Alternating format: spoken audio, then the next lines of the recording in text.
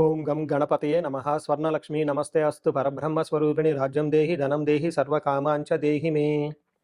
స్వర్ణలక్ష్మి అమ్మవారు ప్రతి ఒక్కళ్ళకి ప్రతి నిమిషం చక్కగా ఆనందంగా మనం అందరం ఉండే విధంగా ఆశీర్వదించాలని, దానితో పాటు మనందరికీ ఒక అధికారము, పవరు, స్టేటస్ ఉండాలని, దానితో పాటు మనందరికీ సమృద్ధిగా ధనంతో పాటు మన అందరికీ మనలో ఉన్న అనేక రకాల కోరికలు కూడా తక్షణమే అమ్మవారు మనకి నెరవేర్చేలాగా మనకు అమ్మవారి యొక్క కరుణాకృప మన మీద ఉండాలని చెప్పేసి అమ్మవారిని ప్రార్థిస్తూ సెప్టెంబర్ మాసం యొక్క రాశి ఫలాలు ఎలా ఉన్నాయో మనం చూసుకుందాం. సెప్టెంబర్ మాసం యొక్క రాశి ఫలాలు ఎలా ఉన్నాయో మనం చూద్దాం. ఇందులో కనుక మనం గమనించుకుంటే ఈ మాసం మనకి చవితితో స్టార్ట్ అయ్యి మరలా చవితితో ఎండ్ అవుతుంది. ఈ మధ్యలో 11 రోజులు శ్రావణ మాసం, మిగతాది మనకి భాద్రపద మాసం ఉంది. ఈ మాసంలో మొత్తం టోటల్గా ఈ సెప్టెంబర్ మంత్లో మనకి కొన్ని ముఖ్యమైన రోజులు ఉన్నాయి. ఇవి ప్రతి ఒక్కళ్ళు సెలబ్రేట్ చేసుకోవాలని, అందరూ ఆనందంగా ఉత్సాహంగా ఉండాలని చెప్పేసి నేను కోరుకుంటున్నాను. అందులో ముఖ్యంగా ఫస్ట్ పండగ మనం చేసుకోవాల్సింది శ్రీకృష్ణ జన్మాష్టమి. సెకండ్ది పోలాల అమావాస్య. అంటే అది చాలా చాలా ముఖ్యమైన పండుగ. అమ్మవారు చాలా ఈజీగా మనందరికీ ఈజీగా వరాలు ఇచ్చే అమ్మవారిని మనం చెప్పుకోవాలి. ఎవరికైతే పిల్లలు చనిపోతూ ఉన్నారో, పిల్లలు సరిగ్గా ఎదగటం లేదో, ధనం మన ఇంట్లో ఉండటం లేదో, ఈ పండుగ జరుపుకోవాలి, ఈ పోలాల అమావాస్య అని చెప్పేసి నేను కోరుకుంటున్నాను. తర్వాత మనకి భాద్రపద మాసం స్టార్ట్ అవుతుంటే మనకి వినాయక చవితి స్టార్ట్ అవుతుంటుంది. దాని తర్వాత ఇంకొకటి ముఖ్యమైన విషయం ఏంటంటే, నేను అందరూ గమనించుకోవాల్సింది, మనకి పితృపక్షాలు స్టార్ట్ అవుతున్నాయి. వీటిని మహాలయ పక్షాలు అంటారు. ఇది 27వ తారీఖు నుంచి స్టార్ట్ అవుతుంది. ఈ పితృపక్షాలు ముఖ్యంగా ఎవరైతే అధికారం రాకుండా, ప్రమోషన్స్ రాకుండా, ఉద్యోగంలో ఆటంకాలు పడుతుందా, తల్లికి పిల్లలకి మధ్య గొడవలు వస్తూ ఉన్నాయా, ఎవరైతే లైఫ్లో స్టాగ్నేటెడ్గా గ్రోత్ లేకుండా ఉన్నారో, మీ ఇండివిజువల్ జాతకంలో పితృదోషం ఉన్నా, కాలసర్ప దోషం ఉన్నా, త్రిపిండి దోషం ఉన్నా కానీ, ఇలాంటి వాళ్ళు ముఖ్యంగా ఈ యొక్క పితృపక్షాల సమయాన్ని సద్వినియోగం చేసుకొని పితృదేవతలకు ఆశీర్వాదం తీసుకొని, తద్వారా మీ పిల్లలకి శ్రేయస్సుకు ప్లస్ వారికి సరిపడిన ధనం అంతా మీకు రావాలని చెప్పేసి నేను కోరుకుంటున్నాను. అందుకని పితృపక్షాలను ప్రతి ఒక్కళ్ళు సెలబ్రేట్ చేసుకోవాలని చెప్పేసి నేను కోరుకుంటున్నాను. ఇవి అంతా ఒక ఎత్తు అయితే, జ్యోతిష శాస్త్రంలో మనకి సెప్టెంబర్ మంత్లో 4 గ్రహాలు మారుతూ ఉన్నాయండి. ఈ 4 గ్రహాల యొక్క ప్రభావం 12 రాసుల వారికి ఎలా ఉందో మనం చూద్దాం. ముందులో మారే గ్రహాలు ఏంటి మనం చూసుకుంటే, శుక్రుడు వచ్చేటప్పటికి సెప్టెంబర్ 2న, బుధుడు సెప్టెంబర్ 7న, అలానే సూర్యుడు వచ్చేటప్పటికి సెప్టెంబర్ 17th, తర్వాత కుజుడు వచ్చేటప్పటికి సెప్టెంబర్ 18th. అంటే టోటల్గా 2nd, 7th, 17th, 18th ఈ యొక్క డేట్లో గ్రహాలు మారుతూ ఉన్నాయి. టోటల్గా ఈ గ్రహాల యొక్క ప్రభావం మనకు 12 రాసుల మీద ఎలా ఉందో మనం తెలుసుకుందాం. సెప్టెంబర్ మంత్లో కర్కాటక రాశి వారికి ఎలా ఉందో చూద్దాం. ఒక ముక్కలో చెప్పాలంటే ఈ రాశి వారికి చాలా బాగుంటుందని చెప్పుకోవాలి. ఆల్మోస్ట్ 75 to 80% చాలా బాగుంది. ఇప్పటిదాకా ఎవరికైతే జాబులు లేవో జాబులు వచ్చే అవకాశం ఉంటుంది, ఎవరికైతే ప్రమోషన్స్ రాలేదో ప్రమోషన్స్ వచ్చే అవకాశం ఉంటుంది. ఓవరాల్గా చూసుకుంటే లాస్ట్ 2 months కంపేర్ చేసుకుంటే ఈ రాశి వాళ్ళకి చాలా బెటర్గా ఉండే అవకాశం ఎక్కువగా ఉంటుంది. ఇందులో డీటెయిల్స్ చూసుకుంటే పునర్వసు 4వ పాదం, పుష్యమి 1, 2, 3, 4 పాదాలు, ఆశ్లేష 1, 2, 3, 4 పాదాలంతా ఈ కర్కాటక రాశిలో ఉంటారు. పేరు బలం బట్టి చూసుకుంటే హీ, హూ, హే, హో, డాడీ, డూ, డే, డో అన్న అక్షరాలంతా కూడా ఇందులో ఉంటారని గమనించాలి. ముందుగా చెప్పుకునే విధంగా 4 గ్రహాలు మారటంతో ఈ 4 గ్రహాల వారికి చూసుకుంటే లఘు గోచారము లేదా సూక్ష్మ గోచారం ప్రకారం చూసుకుంటే సూర్యుడి వల్ల లక్ష్మి ధన ప్రవాహం వచ్చే అవకాశం ఎక్కువగా ఉంటుంది, ఐశ్వర్యం వచ్చే అవకాశం ఎక్కువగా ఉంటుంది. శుక్రుని వల్ల చాలా చక్కగా ఉంటారు, ఫ్రెండ్స్ నుంచి రావాల్సిన సపోర్ట్ వస్తుంది, ధన ప్రవాహం వస్తుంది. అయితే కుజుని వల్ల, బుధుని వల్ల కొన్ని ఛాలెంజెస్ ఉంటుంది. వీళ్ళకి శత్రు పీడలు ఎక్కువగా ఉంటుంది, ఛాలెంజెస్ ఎక్కువగా ఉంటాయి అని చెప్పుకోవాలి. బట్ ఈ ఛాలెంజెస్ కూడా వీళ్ళు మేనేజ్ చేసే పరిస్థితుల్లో ఎక్కువగా ఉంటారు. అంత ఎక్కువగా ఇబ్బంది పెట్టే విధంగా ఉండవని గమనించుకోవాలి. ముఖ్యంగా ఈ రాశి వారికి గ్రహరాజు అయిన సూర్యుడు 3వ స్థానంలో రావడంతో చాలా విషయాలు చాలా చక్కగా ఉంటుందని తెలుసుకోవాలి. మనకి సంస్కృతంలో ఏం చెప్తారంటే, ఆరోగ్య నిత్య సంతోషం, బంధుమిత్ర సమాగమ, అర్ధలాభ పుత్ర సౌఖ్యం, ఇష్ట సిద్ధి తృతీయగే రవి అని చెప్తూ ఉంటారు. అంటే దీని ప్రకారం ఏంటంటే ఆరోగ్యం బాగుంటుంది, నిత్యం సంతోషంగా ఉంటారు, బంధువులతో కలుస్తుంటారు, మిత్రులతో కలుస్తుంటారు, అర్ధలాభ ధన ప్రవాహం వచ్చే అవకాశం ఎక్కువగా ఉంటుంది. పుత్రుల నుంచి, సంతానం నుంచి, ప్లస్ వాళ్ళ కింద ఉన్న ఎంప్లాయీస్ నుంచి, వాళ్ళ ఫాలోవర్స్ నుంచి మంచి సపోర్ట్ వస్తుంది. అనుకున్న పనులన్నీ చక్కగా చేసుకుంటూ వెళ్ళిపోతూ ఉంటారని మనకి శాస్త్రంలో వివరించడం జరిగింది. ఇన్ రియల్ లైఫ్లో చూసుకుంటే చాలా మందికి ఇప్పటిదాకా జాబులు ఆపర్చునిటీస్ వచ్చి సరిగా కనుక ఎన్కాష్మెంట్ చేసుకోకపోతే ఈ టైంలో జాబ్ ఆఫర్లు ఎక్కువగా తీసుకునే అవకాశం ఎక్కువగా ఉంటుంది, ప్రమోషన్స్ వచ్చే అవకాశం ఎక్కువగా ఉంటుంది. వృత్తిలో, ఉద్యోగంలో చాలా ప్రమోషన్స్తో పాటు మంచి ఉత్సాహమైన వాతావరణం నిలబడే అవకాశం ఉంటుంది. సో ఫాదర్కి హెల్త్ విషయంలో కొంచెం జాగ్రత్తగా ఉంటే సరిపోతుంది. అయితే ఇక్కడ కుజుడు ఫస్ట్ హౌస్లో ఉండటంతో మీ యొక్క శరీరానికి సంబంధించిన వ్యవహారాలలో కొంచెం ఇబ్బందులు పడే అవకాశం ఉంటుంది. ముఖ్యంగా వీళ్ళకి సంస్కృతంలో జ్వరం, ఖడ్గవరణం, చైవ, భార్య బంధు విరోధ కృతు, చంద్ర రాశిగతే యక్ష రాక్షస పీడనం అని చెప్తారు. అంటే ఈ టైంలో వీళ్ళకి మానసికంగా కొంచెం ఎక్కువగా ఒత్తిడి ఉంటుంది. కనపడని విధంగా ఏదో ప్రాబ్లమ్స్ వచ్చేసి హెల్త్ విషయంలో డిస్టర్బ్ అయ్యే అవకాశం ఎక్కువగా ఉంటుంది. జ్వరం వస్తుంది, ఖడ్గవ్రణం, పదునైన ఆయుధాలతోటి, కత్తులతోటి గాయాలు అయ్యే అవకాశం ఎక్కువగా ఉంటుంది. అంతేకాకుండా వీళ్ళకి వైరల్ ఫీవర్స్ లాంటివి ఎక్కువగా వచ్చే ఛాన్సెస్ ఉంటుంది.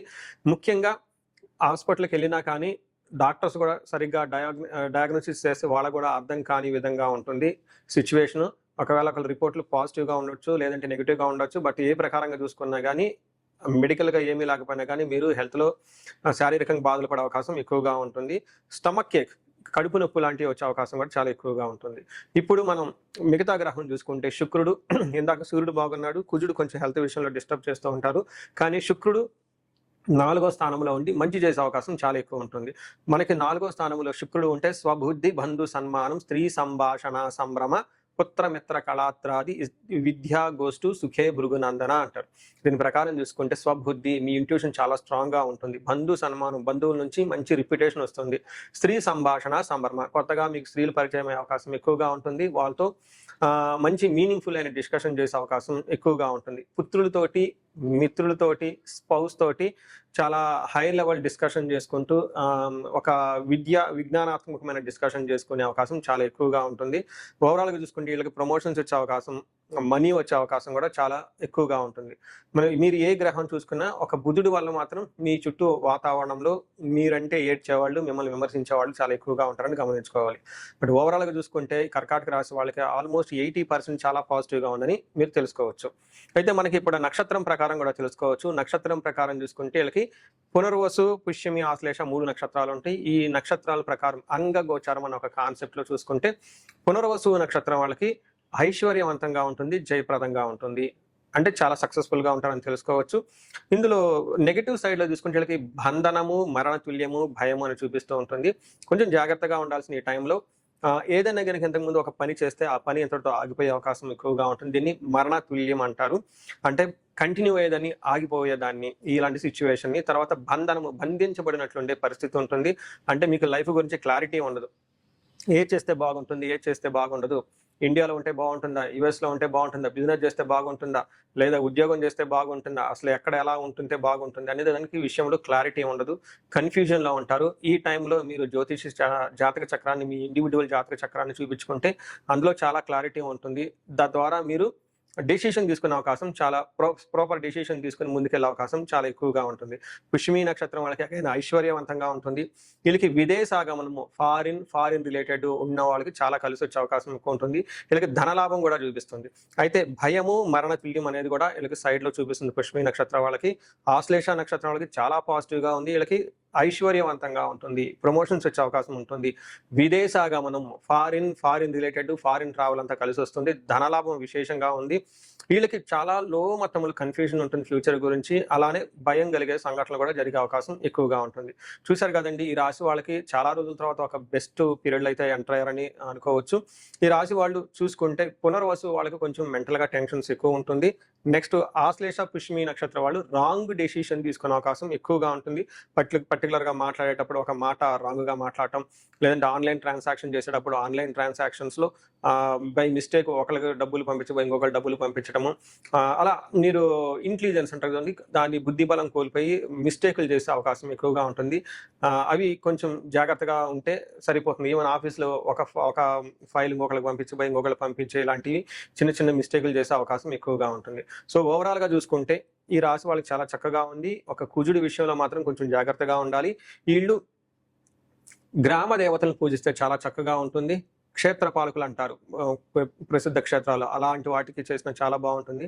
అంతేకాకుండా వీళ్ళకి ఎక్కడైనా కనుక ఇండివిజువల్గా లైఫ్లో ఆగిపోయారనిపిస్తే ఇండివిజువల్గా జాతకం చూపించుకోవడం చాలా ముఖ్యం.